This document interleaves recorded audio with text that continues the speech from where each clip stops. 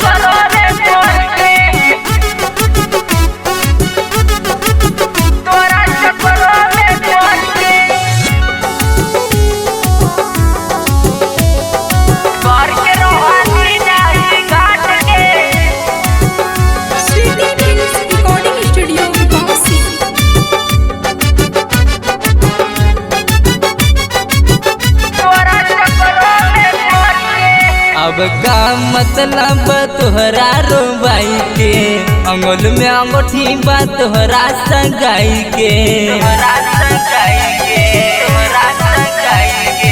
अब का मतलब तोहरा रोबाई के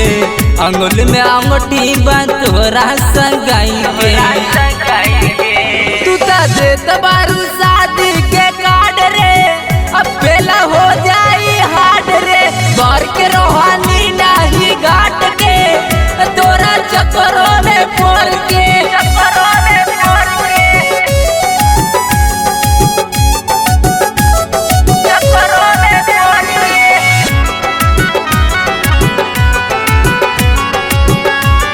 घर के रोहानी नहीं घाट के घर के रोहानी नहीं घाट के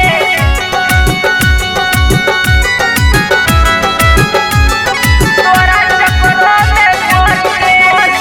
के देहिया में हरदी तोरा गेल घसाएंगे दोसर के नाम में हाथ मेहंदी रचाएंगे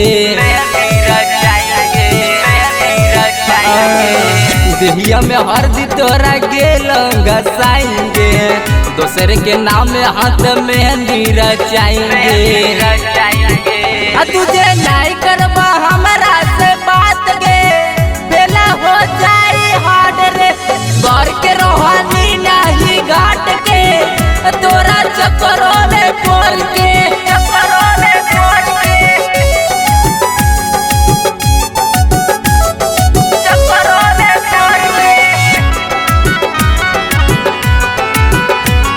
घर के रोहानी नहीं घाट के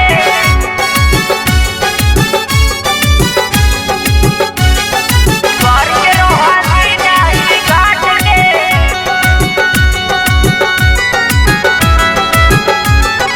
तोरा चक्करों में पड़ के सुख कृष्णा से कोयल खेला बारगे उमकंत केला संग रहिया आजाद गे सुख कृष्णा से कोयल खेला बारगे उमकंत केला संग रहिया आजाद गे